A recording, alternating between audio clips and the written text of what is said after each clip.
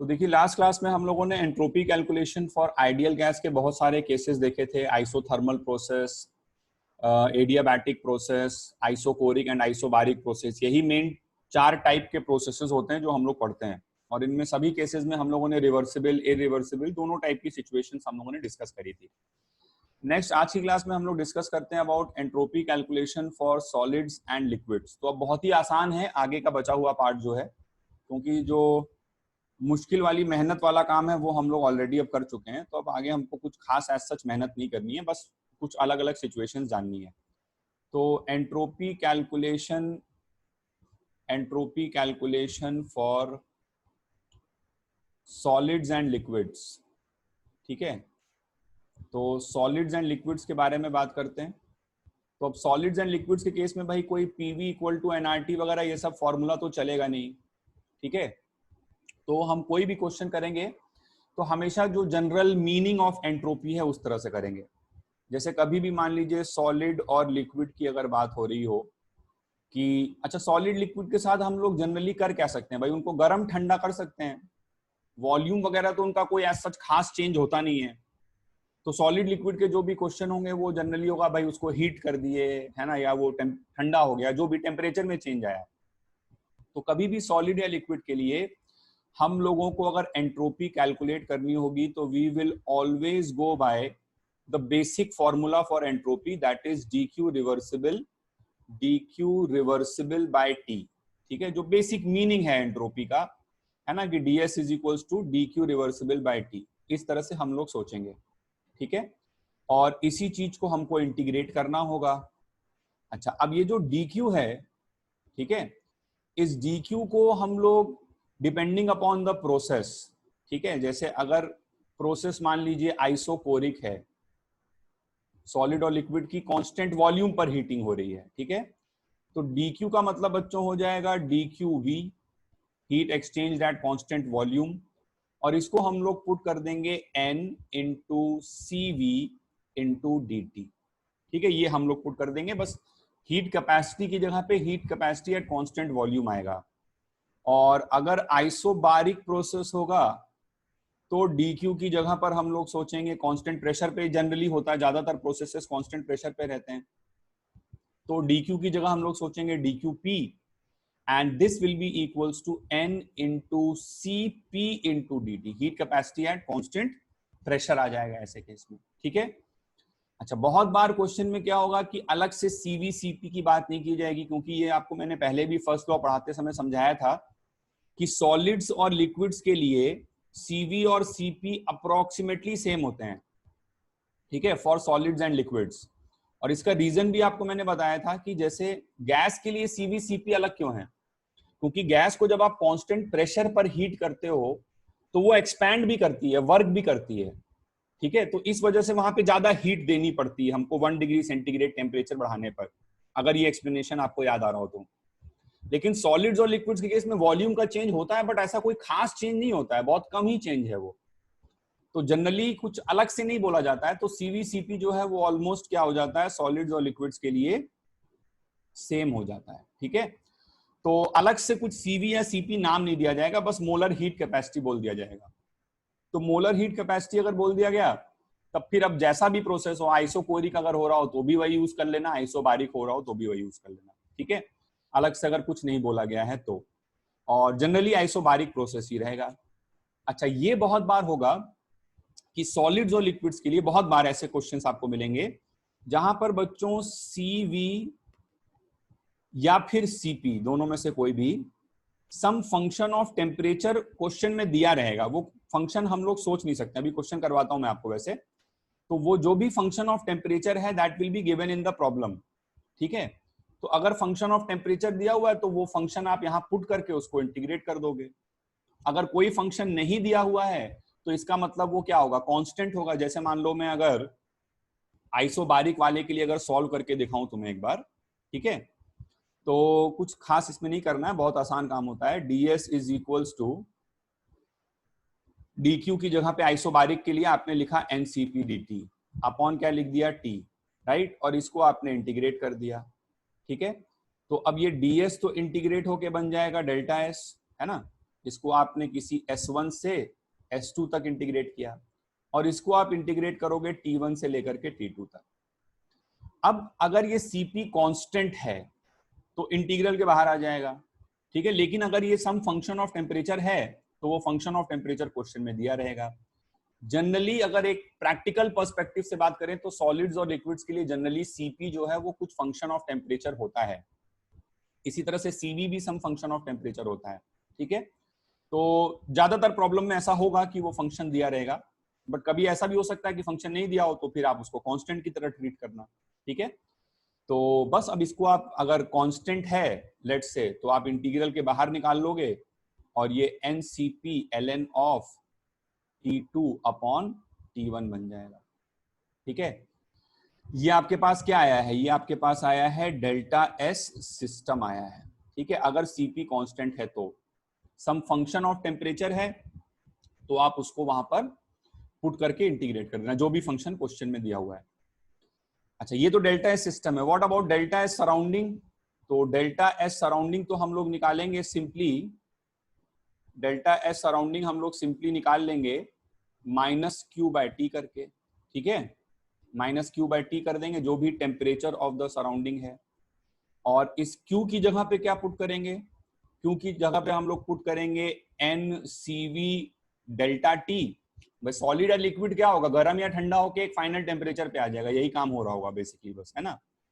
तो Q की जगह हम लोग पुट कर देंगे NCV delta T if process is isochoric, ठीक है, इस वाले Q की बात कर रहा हूं। और Q की जगह हम लोग पुट कर देंगे NCP delta T if process is isobaric. बस इतनी सी बात है, डेल्टा एस सराउंडिंग इस तरह से आ जाएगा। और फिर उसके बाद तो वैल्यू पुट करके चेक करना होगा, है ना, कि टोटल डेल्टा एस टोटल के लिए क्या करोगे, सिस्टम प्लस सराउंडिंग को जोड़ोगे। अगर ये ग्रेटर देन 0 आ रहा है तो मतलब प्रोसेस स्पॉन्टेनियस है, नेगेटिव आ रहा है, लेस देन 0 आ रहा है तो मतलब प्रोसेस नॉन स्पॉन्टेनियस है, ठीक है। अच्छा, कभी कभी ऐसा भी हो सकता है कि हम लोगों को सी ना दे करके, जैसे सी का मतलब क्या था, सी का मतलब था मोलर हीट कैपेसिटी, है ना, एक मोल का हीट कैपेसिटी, तो सी रिप्रेजेंटेड मोलर हीट कैपेसिटी। कभी कभी हो सकता है कि हमको सी ना दे करके एस दे दिया जाए। एस का मतलब क्या होता है, specific heat capacity. S represents specific heat capacity. तो मोलर हीट कैपेसिटी पर मोल होती है और specific heat capacity per unit mass होती है, पर यूनिट ग्राम या पर किलोग्राम, है ना, जनरली पर ग्राम ही होता है।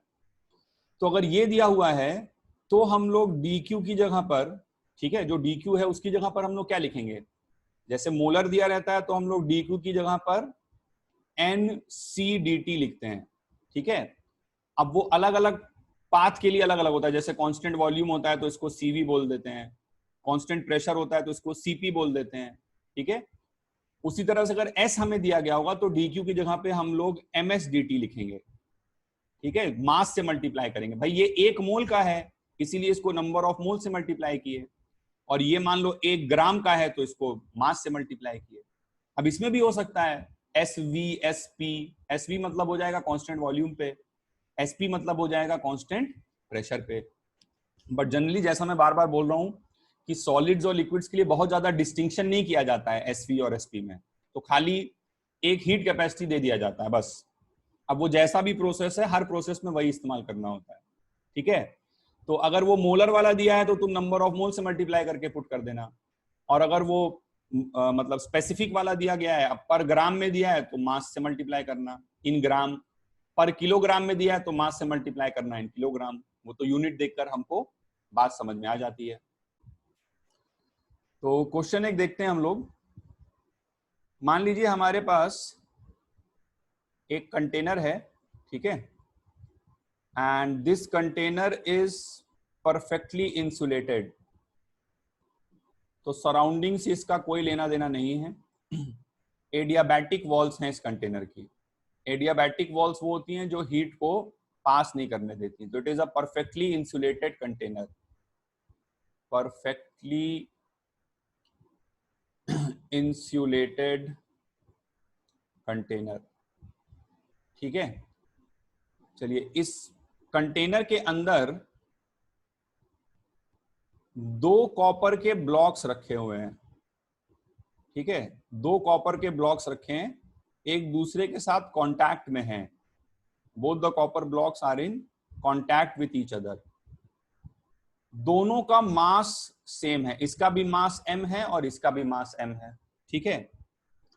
अच्छा, दोनों ब्लॉक्स कॉपर के हैं तो दोनों की स्पेसिफिक हीट कैपेसिटी भी सेम ही होगी, तो इसकी स्पेसिफिक हीट कैपेसिटी S है, इसकी भी स्पेसिफिक हीट कैपेसिटी S है, ठीक है।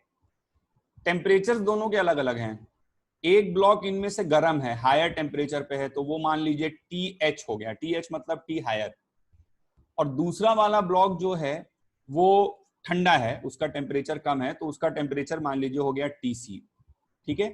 तो ये इनिशियल सिचुएशन है। तो अब यहां पर भाई ऑब्वियसली अगर ये एक दूसरे के साथ कांटेक्ट में है तो एक प्रोसेस होगा, heat will flow from the body at higher temperature to the body at lower temperature, ये आप जानते हो, है ना, ये तो वैसे ही जानते हो, इसके लिए एंट्रोपी एंट्रोपी निकालने की क्या जरूरत है। तो ये एक स्पॉन्टेनियस प्रोसेस होगा यहाँ पे कि गर्म वाला ब्लॉक ठंडा हो जाएगा, ठंडा वाला ब्लॉक गर्म हो जाएगा, और फाइनली दोनों एक कॉमन टेम्परेचर पर आ जाएंगे TF, ठीक है। तो TF is the final temperature, मतलब from the body at higher temperature to the body at lower temperature heat flow करेगी, तो गर्म वाली बॉडी ठंडी होने लगेगी, ठंडी वाली बॉडी गर्म होने लगेगी, ठीक है, और एक फाइनल टेम्परेचर जब दोनों का कॉमन हो जाएगा तब इक्विलिब्रियम आ जाएगा। तो TF is the final temperature, final temperature of both blocks, दोनों ब्लॉक्स का जो फाइनल टेम्परेचर है वो TF के बराबर है। तो अब आपको निकालना है इस प्रोसेस के लिए find number 1 delta S system, number 2 delta S surrounding, and number 3 prove delta S total greater than 0। Process spontaneous है तो डेल्टा S सिस्टम निकालो, डेल्टा S सराउंडिंग निकालो, दोनों को जोड़ के डेल्टा S टोटल निकालो और उसको ग्रेटर देन 0 प्रूफ करो। तो 2 मिनट का टाइम लीजिए, फिर हम लोग इसे डिस्कस करते हैं। ओके, तो प्रॉब्लम को डिस्कस करते हैं हम लोग। आइए देखिए, तो हमें क्या करना है भाई, पहले डेल्टा S सिस्टम निकालना है। अब सिस्टम के यहाँ पर क्या है, दो पार्ट्स हैं, दो ब्लॉक्स हैं, है ना। तो डेल्टा S सिस्टम को मैं सोच सकता हूं as delta S1 plus delta S2, ठीक है। Delta S1 plus delta S2 मतलब क्या हो गया कि इस वाले ब्लॉक का एंट्रोपी चेंज प्लस इस वाले ब्लॉक का entropy change is equals to total system का एंट्रोपी चेंज, ठीक है। अच्छा, डेल्टा S1 में क्या लिखूंगा, जैसे पहले वाले ब्लॉक के लिए अगर हम लोग बात करें, ठीक है, तो ds को बच्चों हम लोग बेसिक फॉर्मूले से चलते हैं हमेशा सॉलिड्स और लिक्विड्स के लिए। तो ds का मीनिंग हो गया dq रिवर्सिबल बाय t, ठीक है, ये बात समझ में आ रही है। अच्छा, dq की जगह पे मैं क्या पुट करूंगा, अब मुझे ऐसा कांस्टेंट प्रेशर कांस्टेंट वॉल्यूम तो क्वेश्चन में बोला भी नहीं गया है, मुझे उसकी जरूरत भी नहीं है, मुझे मास गिवन है और स्पेसिफिक हीट कैपेसिटी गिवन है। तो मैंने mass into specific heat capacity into dt ये पुट कर दिया, ms dt बाय t, और इसको मैंने इंटीग्रेट कर दिया कहां से कहां तक। अगर पहले वाले ब्लॉक के लिए बात कर रहा हूं तो उसका इनिशियल टेम्परेचर TH है और फाइनल टेम्परेचर TF है, ठीक है। S as a function of temperature तो मुझे क्वेश्चन में दिया नहीं हुआ है, तो मैं उसको कांस्टेंट ही मानूंगा, तो कांस्टेंट मानूंगा तो बाहर निकाल लूंगा, तो ms ln of TF upon TH ऐसा ही आ जाएगा, ठीक है। तो ये हमारे पास बेसिकली क्या आ गया, ये डेल्टा S1 आ गया। सेम लॉजिक से अब फिर से लिखने की जरूरत नहीं है, सीधे डेल्टा S2 का मैं फॉर्मूला लिख दे रहा हूं। सेम तरह से करेंगे, बस उसमें इंटीग्रल जो है वो TC से TF लगाएंगे, जो दूसरा वाला ब्लॉक है वो TC से TF जा रहा है, ठीक है। तो उसके लिए हम लोग लिख देंगे ms ln of TF upon TC, ठीक है। तो ये हम लोग दूसरे वाले ब्लॉक के लिए लिख देंगे। तो डेल्टा S1 डेल्टा S2 निकल गया। अब हमको निकालना है delta S system. So delta S of the system will be the summation of both तो इन दोनों को जब आप जोड़ोगे तो ms ये जुड़ के ms कॉमन आ जाएगा, ln a plus ln b का फॉर्म बनेगा, जिसको हम ln of a into B लिख देंगे। तो ये आ जाएगा ms ln of tf square upon th into tc। ये हमारे पास डेल्टा एस सिस्टम की ओवरऑल वैल्यू आ रही है इस केस में, ठीक है।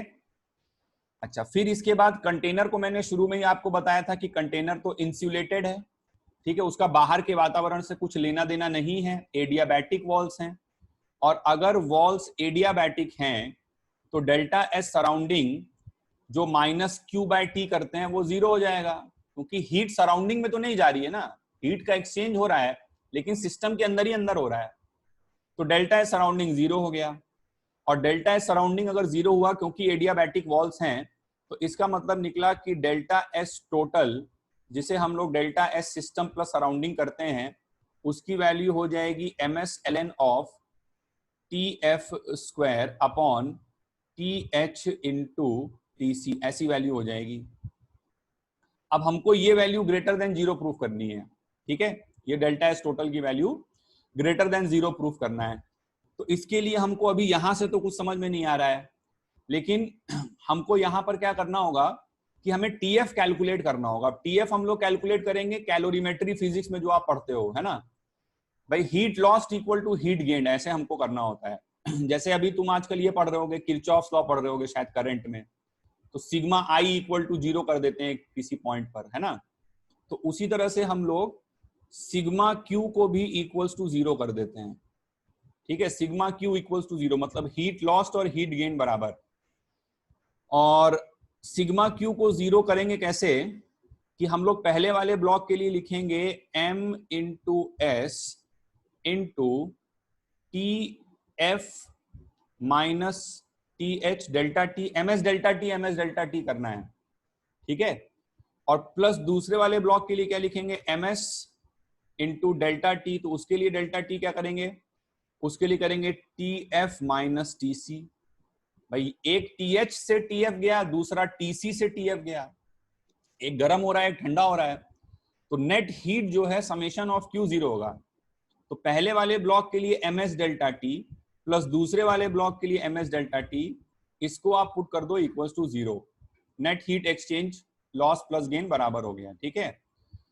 तो यहां से अब आप क्या करोगे कि ये ms और ms जो है वो कैंसिल आउट हो रहा है, और इसको सॉल्व करके आपके पास tf की वैल्यू, थोड़ा सा दिमाग लगा के सॉल्व करिए, तो ये th प्लस tc अपॉन 2 के बराबर आ जाएगी। This is the value of tf, ठीक है।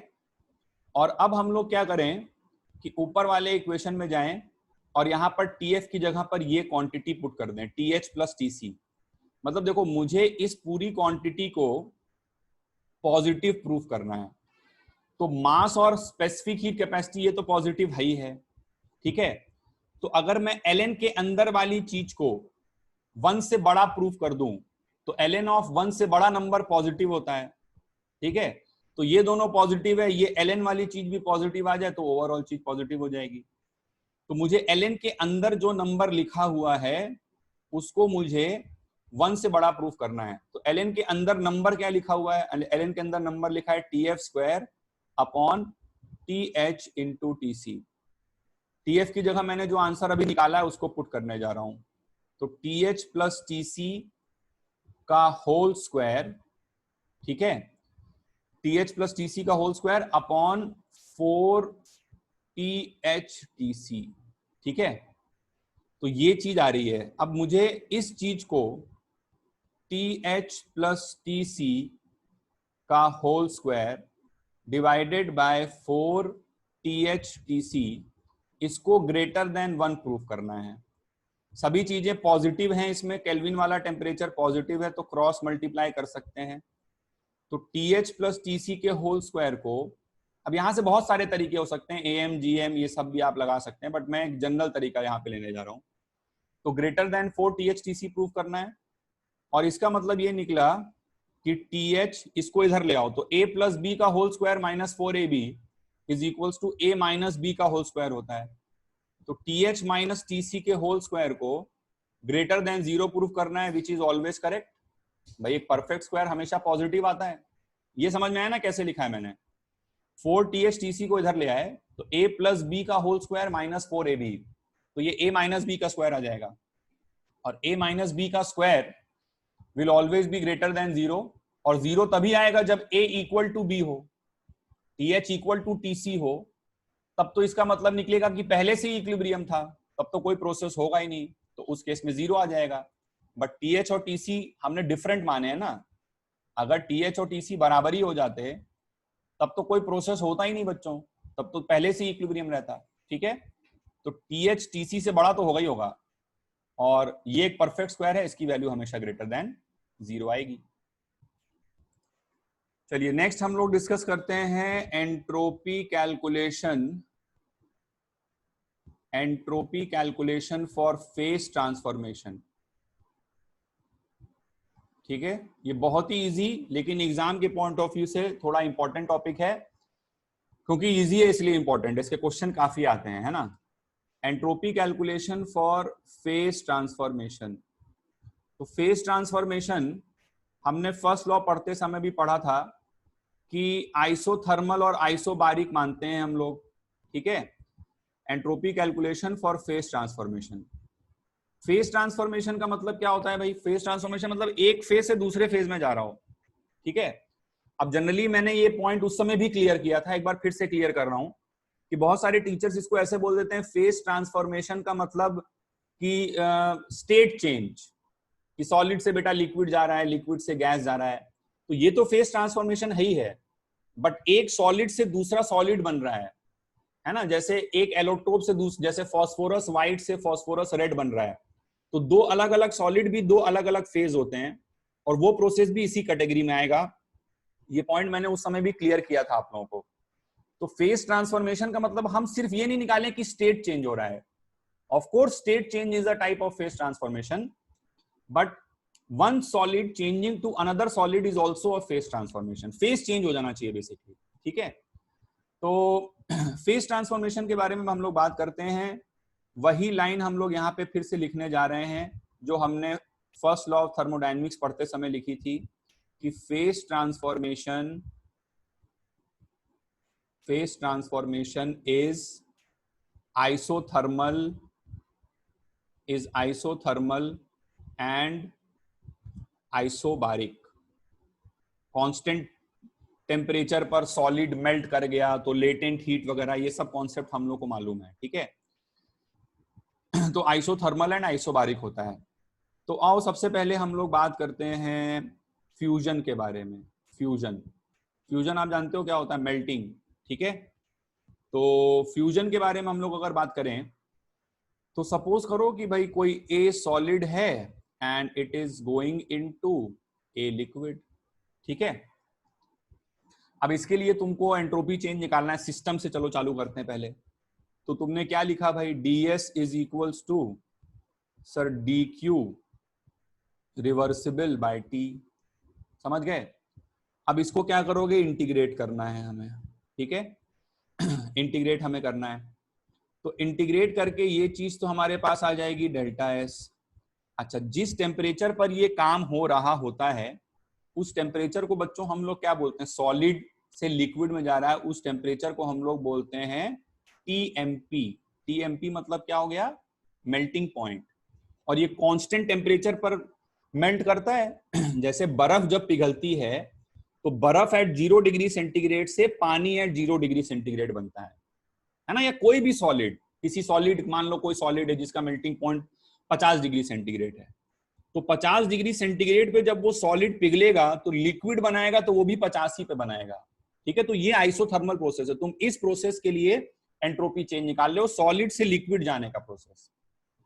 तो व्हेनेवर द सॉलिड मेल्ट्स, ठीक है, और द लिक्विड बॉइल्स, तो उस समय का टेम्परेचर जो है वो कांस्टेंट हो जाता है। यहां पर फेज चेंज हो रहा है, बस सॉलिड से लिक्विड जा रहा है लेकिन टेम्परेचर कांस्टेंट रहेगा।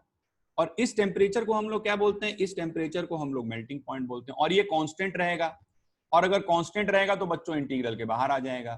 तो हमारे पास ये बन जाएगा integral of dq divided by TMP। ये बात समझ में आ रही है?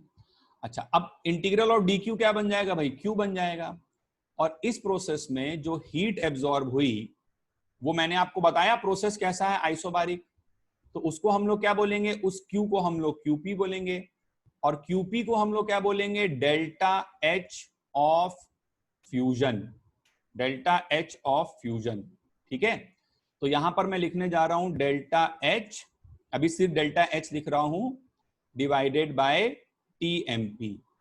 तो ओवरऑल इस फॉर्मूले को हम लोग इस तरह से ध्यान रखेंगे that delta S of the fusion, fusion मतलब melting, is equals to delta H of the fusion, delta H of the fusion divided by T melting point, delta H of the fusion divided by T melting point. ठीक है, और ये जो delta S आया है, ये ध्यान रहे, ये डेल्टा एस कौन सा आया है, ये डेल्टा एस सिस्टम वाला डेल्टा एस अभी आपने निकाला है, और उस सिस्टम में प्रोसेस फ्यूजन का हो रहा है, इसलिए आपने इसको फ्यूजन बोल दिया, बस ऐसे समझ लो आप।